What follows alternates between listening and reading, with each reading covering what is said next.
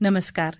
આકાશવાણી અમદાવાદ વડોદરા પ્રાદેશિક સમાચાર હિના મોદી વાંચે છે. સૌપ્રથમ મુખ્ય સમાચાર. આવતીકાલે યોજાનાર લોકસભાની 5મા તબક્કાની 49 બેઠકોની ચૂંટણી માટેની તમામ તૈયારીઓ પૂર્ણ. સમગ્ર રાજ્યમાં અંગ દઝાડતી ગરમીની લહેર. અમદાવાદ સહિત 5 શહેરોમાં પારો 45 પહોંચ્યો. હવામાન વિભાગે આગામી 5 દિવસ કાળઝાળ ગરમીની આગાહી કરી. રાજકોટમાં સ્માર્ટ મીટર લગાવવાની કામગીરી શરૂ કરાશે. પ્રથમ તબક્કામાં 10,000 મીટર લગાવાશે. દર રવિવારે અમદાવાદમાં ચાલતા નમો પુસ્તક પરબની મુખ્યમંત્રીએ મુલાકાત લીધી.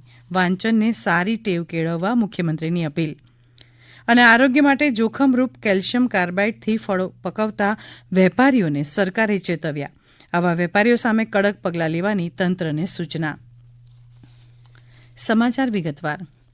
આવતીકાલે યોજાનાર લોકસભાની 5મા તબક્કાની 49 બેઠકોની ચૂંટણી માટેની તમામ તૈયારીઓ ચૂંટણી પંચે પૂર્ણ કરી લીધી છે. મુક્ત, ન્યાયી અને શાંત વાતાવરણમાં ચૂંટણી યોજાય તે માટે તમામ વ્યવસ્થાઓ પૂર્ણ કરવામાં આવી છે. ઈવીએમ, વીવીપેટ અને ચૂંટણીની સામગ્રી સાથે ચૂંટણી અધિકારીઓ તેમના સંબંધિત મતદાન મથકો પર રવાના કરવામાં આવ્યા છે.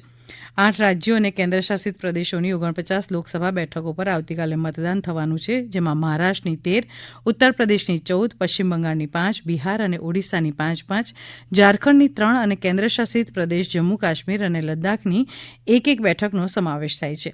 ઓડિશા વિધાનસભાની 35 વિધાનસભા મતવિસ્તારો માટે પણ આવતીકાલે એક સાથે મતદાન થશે. અત્યાર સુધી લોકસભા ચૂંટણી 2024માં સરેરાશ 66.95% મતદાન થયું છે. હાલમાં ચાલી રહેલી સામાન્ય ચૂંટણીઓના પ્રથમ 4 તબક્કા દરમિયાન આશરે 45 કરોડ 10 લાખ લોકોએ પોતાના મતાધિકારનો ઉપયોગ કર્યો છે. હવામાન વિભાગે આગાહી કરી છે કે આગામી 5 દિવસ દરમિયાન રાજ્યના કેટલાક ભાગોમાં ગરમીનું ભીષણ મોજું ફરી વળશે. કેટલાક જિલ્લાઓમાં યલો એલર્ટ તો કેટલાક જિલ્લાઓમાં ઓરેન્જ એલર્ટ જાહેર કરાયું છે. દરિયાકાંઠાના વિસ્તારોમાં ગરમ ભેજયુક્ત પવન ફૂંકાવાના કારણે અકળામણનો અનુભવ થશે. આજે રાજ્યના અનેક જિલ્લાઓનું મહત્તમ તાપમાન 44 ડિગ્રીથી વધુ નોંધાઈ શકે છે. અમદાવાદ અને ગાંધીનગરમાં પણ મહત્તમ તાપમાન 45 ડિગ્રી સુધી પહોંચે તેવી આગાહી છે. આગામી 5 દિવસ દરમિયાન સૌરાષ્ટ્ર અને દક્ષિણ ગુજરાતના કેટલાક જિલ્લાઓમાં મહત્તમ તાપમાનમાં 1 ડિગ્રીનો પણ વધારો થઈ શકે છે. અમદાવાદ, ડીસા, ગાંધીનગર, સુરેન્દ્રનગર, રાજકોટ, ગાંધીનગરમાં 45 ડિગ્રી તાપમાન નોંધાયું છે. અમરેલી, કંડલા, ભુજ, કેશોદ, વલ્લભ વિદ્યાનગરમાં 46, ભાવનગરમાં 42 ડિગ્રી સેલ્સિયસ તાપમાન નોંધાયું છે. અરવલ્લી જિલ્લામાં સરેરાશ તાપમાન 42 થી 44 ડિગ્રી સુધી નોંધાયું છે. અમદાવાદમાં હીટવેવના કારણે સ્થાનિકોને ભારે મુશ્કેલીનો સામનો કરવો પડી રહ્યો છે. હીટવેવના કારણે અમદાવાદમાં લૂ લાગવાના, ઝાડા ઉલટીના કેસમાં વધારો થયો છે. મે મહિનાના 18 દિવસોમાં અમદાવાદમાં 108ને 4131 કોલ મળ્યા છે. કમ્યુનિટી હેલ્થ સેન્ટરમાં 216 દર્દીઓને સારવાર આપવામાં આવી છે. સૌથી વધુ 8મી મે 108 સેવાને 286 કોલ મળ્યા હતા. લોકોને હીટવેવથી બચવા માટે અને જરૂરી પગલાં લેવા માટેની સૂચના આરોગ્ય વિભાગ દ્વારા આપવામાં આવી છે તથા તમામને સાવચેત રહેવા પણ સૂચના આપવામાં આવી છે. રાજકોટ શહેરમાં તબક્કાવાર સ્માર્ટ મીટર લગાવવામાં આવશે. રાજકોટમાં પીજીવીસીએલના અધિકારી આરજે વાળાએ પત્રકાર પરિષદમાં જણાવ્યું કે પ્રથમ તબક્કામાં 10,000 મીટર લગાવવામાં આવશે. પ્રથમ રહેણાંક વિસ્તારોમાં સ્માર્ટ મીટર લગાવવામાં આવશે. ટોટલ જે કસ્ટમરો છે ત્યારે 47 લાખ કસ્ટમરો છે. એમાંથી પહેલા ફેઝની અંદર 23.66 લાખ કસ્ટમરો માટે અમે સ્માર્ટ મીટર લગાડવા માટેનો ઓર્ડર અમારી સેન્ટ્રલ ગવર્મેન્ટની કંપની છે RECPDCL એમને આપેલો છે. અને એમાંથી અમે અત્યારે 10,000 ટોટલ મીટર લગાડેલા છે, જેમાંથી 7,079 મીટર કન્ઝ્યુમરને ત્યાં લગાડેલા છે. બાકીના 3,000 મીટર અમે ટ્રાન્સફોર્મર ઉપર લગાડેલા છે. એકચ્યુઅલી આ આક્ષેપો સદંતર ખોટા છે. બિલ છે કોઈ આપણે ટેરિફનો કોઈ ચેન્જીસ કર્યો નથી કે જેથી બિલ વધુ આવે. સ્માર્ટ મીટર ઉપર કોઈ પણ પ્રકારનો ચાર્જ વસૂલવામાં નહીં આવે. નમો પુસ્તક પરબની 151મી કડીમાં પુસ્તક પ્રદર્શનની મુખ્યમંત્રી ભૂપેન્દ્ર પટેલે મુલાકાત લીધી હતી. વાંચનને એક આદત બનાવવાના હેતુથી સંસ્કૃતિ ફાઉન્ડેશનના ઉપક્રમે શરૂ કરાયેલી આ પુસ્તક પરબમાં 3,000થી વધુ પુસ્તકો ઉપલબ્ધ છે. મુખ્યમંત્રીએ પુસ્તકોને રસપૂર્વક નિહાળી આ પ્રવૃત્તિને બિરદાવી હતી. મણિનગર સ્થિત ઉત્તમનગર ગાર્ડન પાસે દર રવિવારે ફૂટપાથ પર પુસ્તકોનું પ્રદર્શન યોજાય છે. આ સમાચાર આપ આકાશવાણી અમદાવાદ વડોદરા કેન્દ્ર પરથી સાંભળી રહ્યા છો. આ સમાચાર આપ અમારી YouTube channel AIR news Gujarat પર પણ સાંભળી શકશો. વધુ સમાચાર માટે આપ અમારા ટ્વિટર હેન્ડલ AIR_news_ABAD ને ફોલો કરી શકશો. ફળો પકવવામાં કેલ્શિયમ કાર્બાઇડના પ્રતિબંધનું પાલન કરવા food safety and standard authority of ઇન્ડિયાએ ફળોના વેપારીઓને ચેતવણી આપી છે.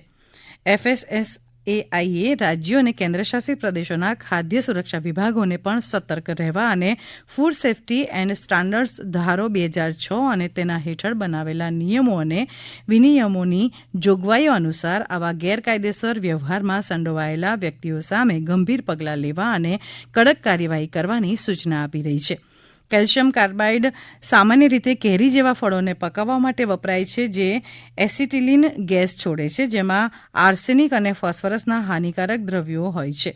આ પદાર્થો, જેને મસાલા તરીકે પણ ઓળખવામાં આવે છે, તે ગંભીર રોગોનું કારણ બની શકે છે, જેમ કે ચક્કર આવવા, વારંવાર તરસ લાગવી, બળતરા થવી, નબળાઈ આવી, ગળામાં મુશ્કેલી, ઉલટી અને ચામડીના અલ્સર વગેરેમાં એસિટિલિન ગેસ આરોગ્ય માટે જોખમી છે. કેન્દ્રશાસિત પ્રદેશ દાદરાનગર હવેલીમાં આવેલા હરણ પાર્કમાં વિવિધ પ્રજાતિના 500થી વધુ હરણો મુક્તમને વિહરતા જોવા મળે છે. આ પાર્કમાં હરણને પાંજરામાં પૂરવામાં આવતા નથી, પણ પાર્કમાં ખુલ્લા ફરતા જોવા મળે છે.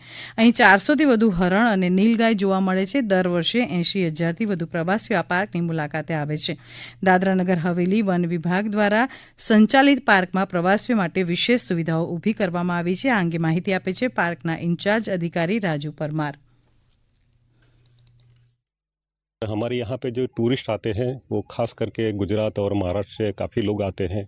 स्कूल के बच्चे लोग टूरिस्ट के साथ वो भी घूमते हैं, स्कूलों के बच्चे भी आते हैं. तो टोटल देखा जाए तो पूरा साल हमारे यहाँ पे 80,000 जैसे टूरिस्ट लोग आते हैं बच्चे के साथ मिला के. और जो प्रवासी यहाँ से दूर से आते हैं उनके लिए 3 बसेस की सेवा रखी हुई है. और ये जो बड़े लोग हैं उनकी 25 रुपये टिकट, और जो 3 साल से 12 साल के जो बच्चे रहते हैं उसके 10 रुपये टिकट रखी गई है. और यहाँ से लेके हम लोग पूरा 7 किलोमीटर उनको घुमा के उनको एंजॉय करवाते हैं. તાજેતરમાં પોઈચામાં 7 વ્યક્તિઓના ડૂબી જવાની ઘટના બાદ નર્મદા જિલ્લા તંત્ર દ્વારા નર્મદા નદીમાં સ્નાન અથવા કોઈપણ જાતની વિધિ કરવા માટે પ્રતિબંધ મૂકવામાં આવ્યો છે. નર્મદા નદી તટથી લગભગ 1 કિલોમીટર દૂરથી જ મુલાકાતીઓને રોકવામાં આવે છે અને ખાસ કરીને પોઈચા મંદિર પાસેથી જ બેરીકેડ લગાવી દેવામાં આવ્યા છે. રાજકોટમાં સૌપ્રથમવાર કેન્સર વોરિયર્સના લાભાર્થે ફેશન શો યોજાયો. આ તકે આયોજક જ્યોતિ શાસ્ત્રીએ જણાવ્યું કે રાજ્યમાં આયોજિત આ સૌથી મોટા ફેશન શોનો લિમ્કા બુક ઓફ રેકોર્ડ અને ઇન્ડિયા બુક ઓફ રેકોર્ડમાં સમાવેશ કરવા માટેની કાર્યવાહી કરાશે. દર્દીઓને કેન્સર એટલે કેન્સર નહીંની પ્રેરણા આપવા રાજકોટમાં કેન્સર ક્લબ દ્વારા ફેશન શોનું આયોજન કરવામાં આવ્યું હતું. આ ફેશન શોનો ઉદ્દેશ કેન્સર જેવા ગંભીર રોગ અને તેની સારવાર વિશે જાગૃતિ ફેલાવવાનો તથા લોકોમાં કેન્સરગ્રસ્તો માટે હકારાત્મક અભિગમ કેળવવાનો હતો. દાંતાથી અંબાજી તરફ આવી રહેલી એક કારે બાઇક ચાલકને ટક્કર મારતા અકસ્માત સર્જાયો હતો. કારની સ્પીડ એટલી વધુ હતી કે બાઇક ચાલક રોડ ઉપરથી પટકાતા બાઇક ચાલકને ગંભીર ઇજા થતાં તેનું ઘટના સ્થળે મોત નીપજ્યું હતું. જોકે આ અકસ્માત સર્જી કાર ચાલક નાસી છૂટ્યો હતો. આ અંગે સ્થાનિક પોલીસે ગુનો નોંધી વધુ તપાસ હાથ ધરી છે. તો બીજી તરફ લખતર વિરમગામ હાઇવે નજીક એક ખાનગી કંપનીમાં જીરું, વરિયાળી, અજમો, એરંડાના મોટા જથ્થામાં બપોરના સમયે કોઈ કારણસર આગ લાગી હતી. કંપનીમાં કામ કરતા લોકોએ આગને કાબૂમાં લેવાનો પ્રયત્ન કર્યા હતા, પરંતુ ગરમીના કારણે આગ વધુ વિકરાળ બનતા કંપનીનો 3000 ટન જેટલો જથ્થો બળીને ખાખ થઈ ગયો હતો. સુરેન્દ્રનગર વઢવાણ ફાયર ફાઇટર વિભાગને જાણ કરવામાં આવતા ત્યાંની ટીમ તત્કાળે ઘટના સ્થળે દોડી આવી હતી અને આગ બુઝાવવા પાણીનો મારો ચલાવ્યો હતો. લખતર પોલીસે ઘટના સ્થળે દોડી આવી અને અકસ્માતની વિગતો નોંધી છે. તાપીના ઉખદલા ગામે અનોખી રીતે લગ્ન પ્રસંગની ઉજવણી કરવામાં આવી. પર્યાવરણ પ્રેમી વિજેશ ગામિત દ્વારા લગ્ન પ્રસંગે વરરાજા અને તેમના પરિવારજનોને લાલ ચંદન અને અંજીરના છોડ આપીને વધુ વૃક્ષો વાવવાનો સંદેશો આપવામાં આવ્યો હતો. ડાંગ જિલ્લામાં દક્ષિણ ગુજરાત વીજ કંપનીના વઘઈ વિભાગના કર્મચારીઓની વઘઈ કૃષિ યુનિવર્સિટી ખાતે એક દિવસીય સેફટી ટ્રેનિંગ યોજાઈ ગઈ. આહવા સિવિલ હોસ્પિટલના ડોક્ટર જિગ્નેશ પટેલે પ્રત્યક્ષ નિદર્શન દ્વારા ચોમાસા દરમિયાન વીજ સમારકામની કામગીરી વેળા થતી નાની મોટી ઈજા, વીજ અકસ્માત બાદ લેવાતા પગલાં વિશે સમજણ આપી હતી. અંતમાં મુખ્ય સમાચાર ફરી એકવાર. આવતીકાલે યોજાનાર લોકસભાની 5મા તબક્કાની 49 બેઠકોની ચૂંટણી માટેની તમામ તૈયારીઓ પૂર્ણ. સમગ્ર રાજ્યમાં અંગ દજાડતી ગરમીની લહેર. અમદાવાદ સહિત 5 શહેરોમાં પારો 45 પહોંચ્યો. હવામાન વિભાગે આગામી 5 દિવસ કાળઝાળ ગરમીની આગાહી કરી. રાજકોટમાં સ્માર્ટ મીટર લગાવવાની કામગીરી શરૂ કરાશે. દર રવિવારે અમદાવાદમાં ચાલતા નમો પુસ્તક પરબની મુખ્યમંત્રીએ મુલાકાત લીધી અને આરોગ્ય માટે જોખમરૂપ કેલ્શિયમ કાર્બાઇડથી ફળો પકવતા વેપારીઓને સરકારે ચેતવ્યા. આકાશવાણી અમદાવાદ વડોદરા કેન્દ્ર પરથી પ્રાદેશિક સમાચાર પૂરા થયા.